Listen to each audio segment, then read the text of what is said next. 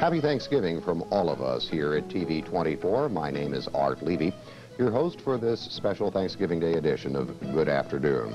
We hope you've enjoyed the marching band competition, which was produced by us here at TV 24.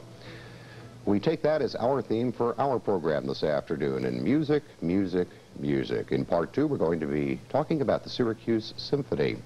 But in the first part of our program, he and they responsible for this year's champions in the national division of marching band competition, as just seen here on TV 24.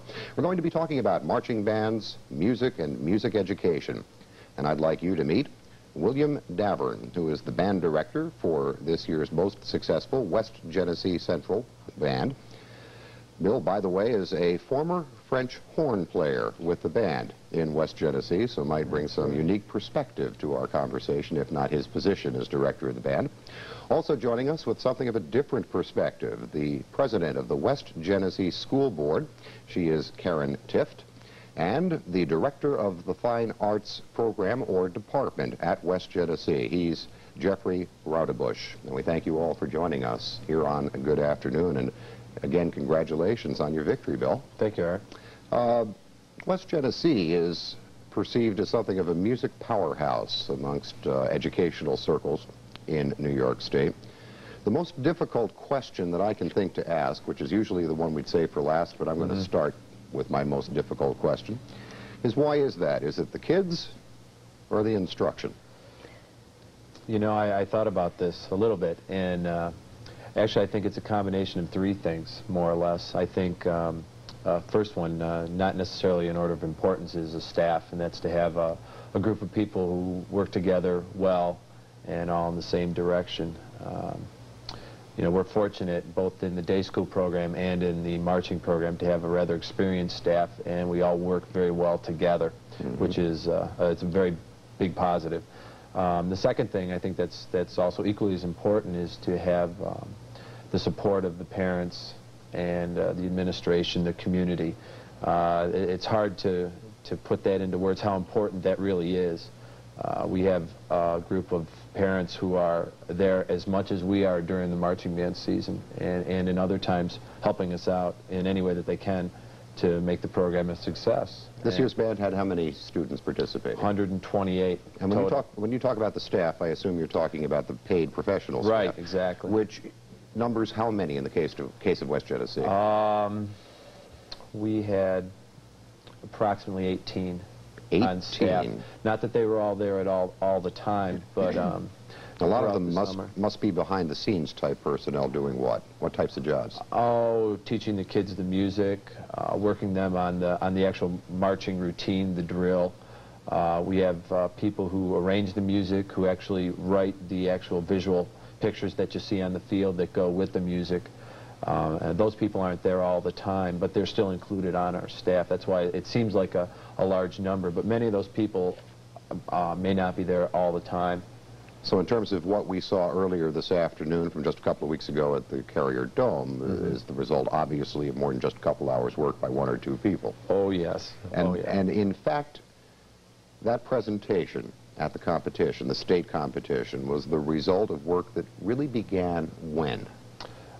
To be very honest with you, we've already started considering now at this point our show for next year, for the 1990 marching season. So I would say that it's basically a 12-month process. As soon as you finish with 1 year, you begin the thought process of the next year to try to make it as pleasing as possible. And it really starts now. It really does. Bill mentions the dedication of not only those student marchers, performers, but also the community, as well as, I assume, the administration within the West Genesee District, and that touches upon the realm of Jeff Roudebush, Director of the Fine Arts Department. That includes music and what else, Jeff? It includes music, visual arts, and dance at West Genesee. You are the administrator for all of this. What sense do you have as, if you will, the middleman between the kids on the one side and the community on the other? There you are in the middle, head of the department. Do you see the very same support and commitment from the two sides that surround you that Bill talks about? I do, absolutely. How do you measure that support, and how specifically do you see it from the community? Well, I measure, in the kids you can see it in their faces, in their dedication to the program, in their attendance at rehearsals and at the competitions. In the parents, the community, you see it in their attendance, their dedication. There are parents at every rehearsal, standing, cheering, watching, from July when the new show is put together, right up through the end of the season at the Dome. The parents are there to support their kids. They see the evolution of the show, the progression from the beginners not able to move their left foot in front of the right foot to the point where they can achieve to the level that our band was able to this year. Mm-hmm. Some of the support that you must be talking about, Jeff, of course, comes from the school board. And in the case of West Genesee, that is represented on our program today by its president, Karen Tifft, who, interestingly enough, has no immediate member of her family directly involved in marching band or in music, right? That's correct. How do you as a taxpayer feel about this tremendous commitment that you make as a district from which your family in particular does not directly benefit? Well, I can't say that my family doesn't directly benefit, because the music program reaches not only to the instruments played on by the marching band, but into the everyday program as well. And music is taught up to 8th grade as a required course. Mm-hmm. So my children have all had the benefit of the music program. But not marching band. No, marching band is only one segment of our music program at West Genesee, and that's probably the one that most of the taxpayers see, as you've said. And I think the benefit can easily be seen by all those who are present at the Dome when you've just, as you've just shown this recent victory. I mean, the response of the community members and the parents who are in the stands is just incredible, absolutely incredible. Karen, I would assume you would agree that these are not the easiest or best of times for school districts and school boards everywhere in budgetary matters. More and more people looking more and more closely, it seems, each and every year at every dollar and every penny that is spent on programs of all kinds. And your own district has not been totally without its problems on that front as well. The commitment made in West Genesee to music in general, and we could say marching band in particular, is very substantial, is it not? I think the commitment to music as part of the program is very substantial, yes. Marching band is an extension of the program and is supported by the boosters also and the community. But the book on West Genesee, from someone like me who is not in the district, is that West Genesee for many years has had a very strong commitment to a music program. Absolutely. What if anything, makes West Genesee as a school district stand apart and be different, if in fact you perceive it to be different from other districts, in its commitment to music education? I think it's, I don't know if we're so different, but I think we are outstanding because we've been more visible over the past few years. We feel a very strong commitment as the board and as the community to music as a part of the educational system. We have a responsibility to educate all children emotionally, intellectually, socially, and physically. And music is one way of expressing this. It has become not just a commitment at West Genesee, but a tradition. And our students have grown and done well. Well, why is it that when I talked recently to someone who was moving to the Syracuse area from out of the area, and when I asked, where in Syracuse do you intend to locate, they said without hesitation, West Genesee, and their reason was music. Mm-hmm. And in the case of this particular family, their own kids' involvement in music one way or another, whether it was marching band or anything else. Why was that the case for this individual? You know, I think that can be answered because the day school program itself, I know that the orchestra, for example, has gone to Mexico City. The choirs recently just traveled to Toronto. The band, even when I was a member of the group, I remember one year with the marching band, I traveled to Virginia with the chorus. I traveled to New York City with the orchestra. I traveled to Boston.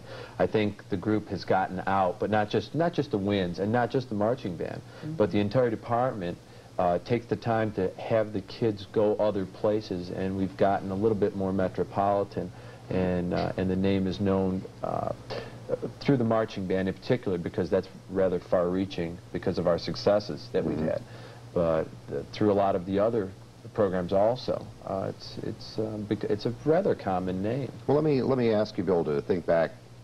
I don't know how many years. It couldn't have been that many. When a few. When well, let me ask you to think back a few years then, when you were in the district, you were performing in marching band. How important was it to you then? Because I assume you would argue the commitment was there then as well. Absolutely. To you, as a student, to know that this commitment measured in time, attention, dollars, and any other way, how important was it to you as a student? Well, obviously, I think it was very important being in the position that I'm in right now. I mean, it had a very profound effect on my life. As it turned out, but you didn't know it would turn out that way at the time. You're right, I didn't. But I think that it was very interesting. We had a really interesting group of men there at the time who were teachers, and they all inspired us to reach for the zenith of what we were capable of doing. Being as good as we possibly could. And I think that's something through what Karen mentioned in the tradition that has kind of upheld the program over the years. It's been that the things that our predecessors set as the standard for us has made it through up to this point. Even though how long has it been? 11, 12 years since I was in high school. It's that same feeling that keeps us going. I can think back, Art, if I may, to a point where West Genesee's program was very average. At the point when I was a student there, the excellence of the program was just beginning to take shape. The staff were being brought on board who had that drive for excellence, that desire to build a program from what then was a very average set of circumstances. And over the years, staff who were energetic, who were dedicated, were able to be attracted to the district. They were wise enough to have the public relations sense to build a program, to convey that program beyond the borders of Camillus, so that as the program grew and its level of excellence continued to rise, there was the opportunity for those students to perform in other areas. And so over a long period of time, and even with substantial change in staff over nearly 30 years of building a program, the district has been able to build and then maintain a very highly renowned program of musical excellence. Jeff, as the director of the Fine Arts Department, I assume you'd be at the front of the line of those arguing the importance of education in music and other arts. Absolutely. In this day and age, as you are well aware, we hear very distressing stories.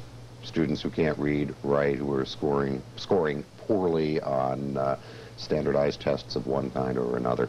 Why would you make the argument that the resources that are dedicated in the case of West Genesee or other districts should continue to be dedicated to the non-traditional 3 R's and academic matters in grades K through 12? Why continue to spend the dollars and the time on arts education? I think any skill taught in isolation is not going to be remembered by the students. But when a skill can be put into a context, when the student can see that there is a use for that skill, that there is a place to employ that skill, such as occurs in the arts, when the ability to control a pen or a brush is then taken a step further into the creation of a piece of visual art, or reading skill or writing skill is then conveyed into the writing or the performing of music on a musical instrument. Students, because they are able to employ skills and create something for their own enjoyment as well as the enjoyment of those around them, find that that learning is much better retained. And in fact, there is considerable literature that students in the arts, because they do apply the skills that they're being taught to something practical, have a much higher degree of retention.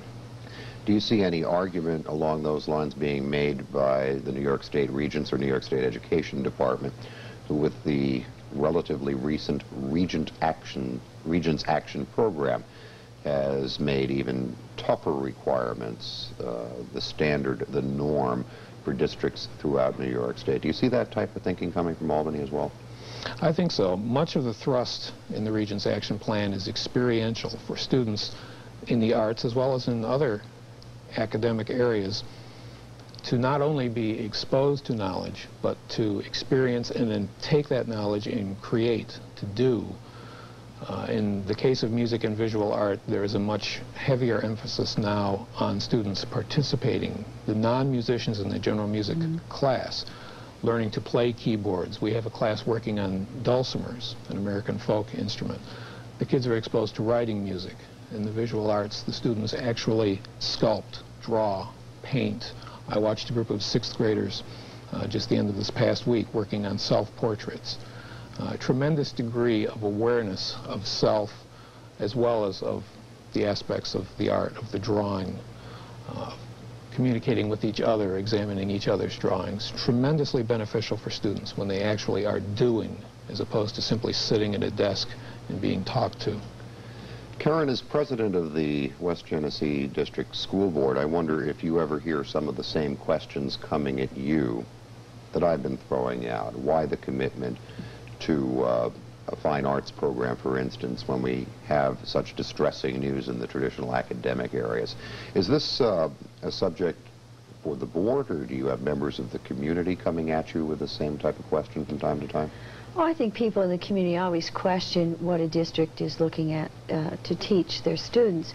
But education today is changing.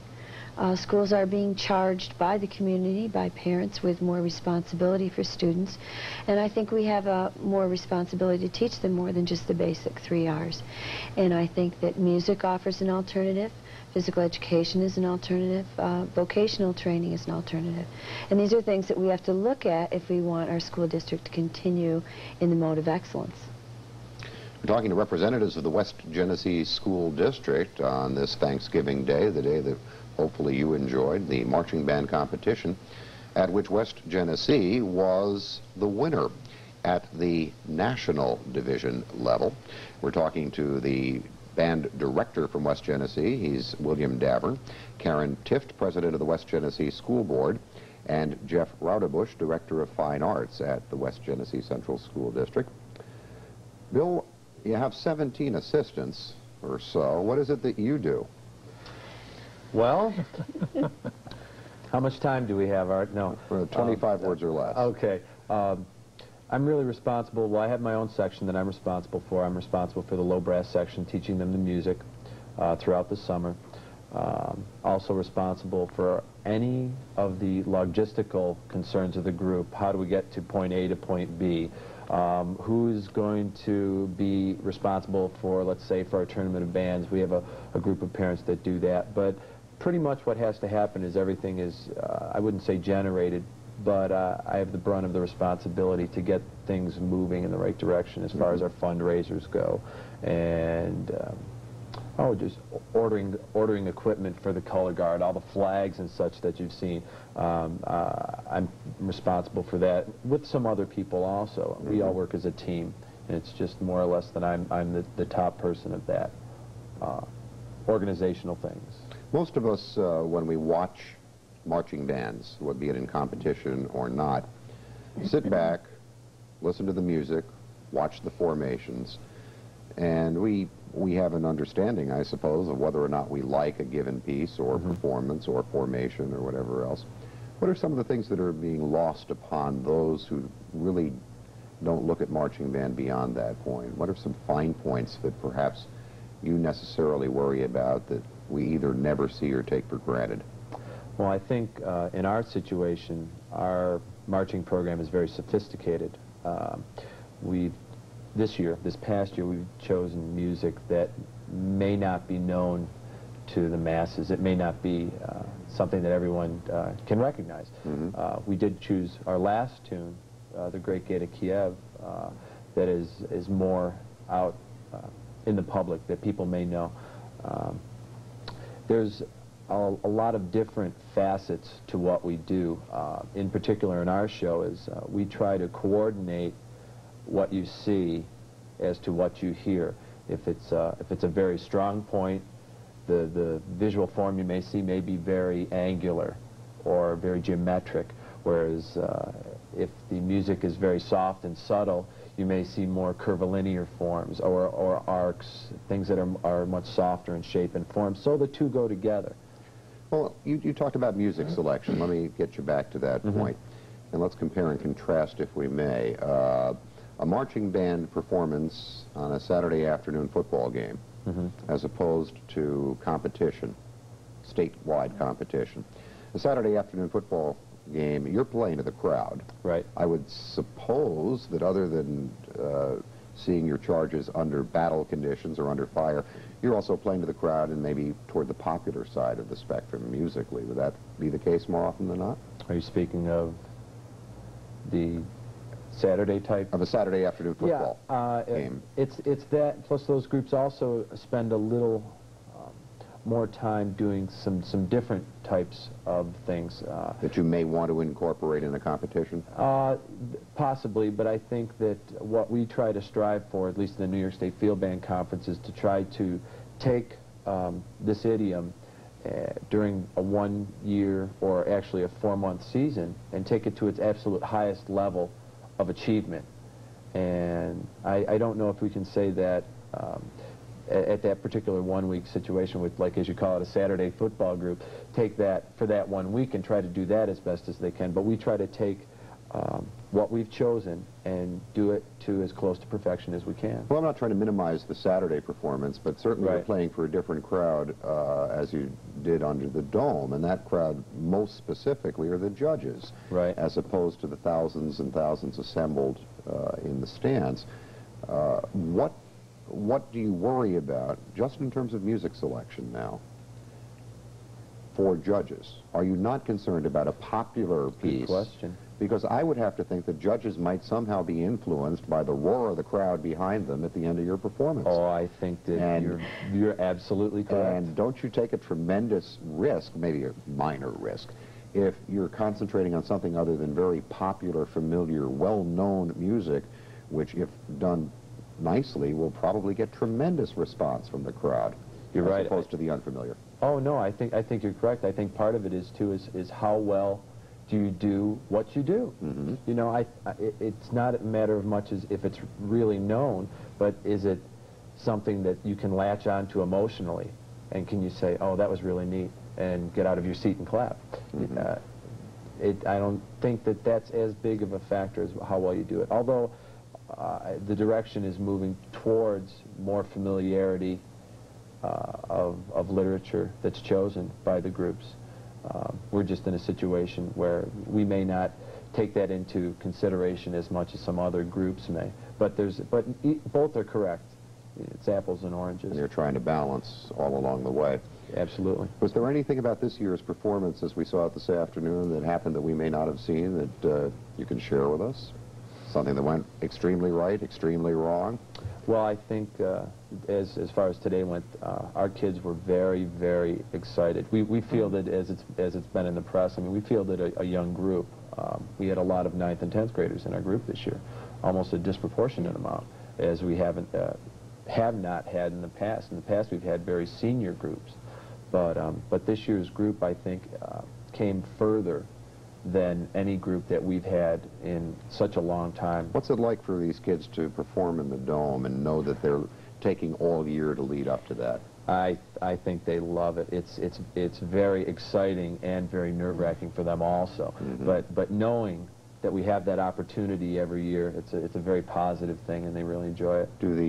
Does the presence of the cameras from TV 24 make it all the more exciting or all the more tension-filled? I think as the students get older, and especially the 9th graders now, see this on television, it definitely has an effect on them, because they see themselves. In many instances, they see their face on the screen. And I think that Channel 24 has done a great job doing that for the conference from year to year. Well, we thank you for that, and we hope that everyone who's with us now that was able to see the band competition just this afternoon enjoyed what they did see. The winning band, of course, in the national division was West Genesee under the direction of Bill Davern. Tell us a little bit about this national division business. What's that all about? Well, we had to decide as a field band conference a different type of classification system, as it often comes up from every 3 or 4 years. And it's really a name that we borrowed from another association, but it really signifies that any of the groups in the national class, Jamestown, Oswego, Cicero, North Syracuse, Liverpool, and ourselves, could be successful competing anywhere on a national scale. Is that because of your ability, because of the district size, or what? I think it's pretty much determinant of the quality level of the group. Mm-hmm. There are many other groups in the other classes also that are of very high quality, that have very strong programs, that have very strong traditions. I think it's more or less the 5 groups that are in the national class choose to be there because the competition, number one, is so stiff, and I have to believe that because of that, it makes us grow that little bit more, because we are striving for the same type of goals. You were the winner in this year's national division. You tell us that yours was a young assemblage of musicians, mostly, I think you said 9th and 10th graders. Yeah, there's quite a few of them, which yes. I guess makes you feel pretty good about the immediate future. It certainly does. Indeed it does. Should be exciting. Well, my thanks to you for joining us on this Thanksgiving Day edition of Good Afternoon, and continued good success in the future with the music program in general and the marching band program in particular at West Genesee Camillus. Our thanks to William Davern, band director at West Genesee Central, Karen Tifft, president of the West Genesee School Board, with a slightly different perspective on all of this, and the director of the Fine Arts Department at West Genesee. He's Jeff Roudebush. We invite you to stay tuned. Our theme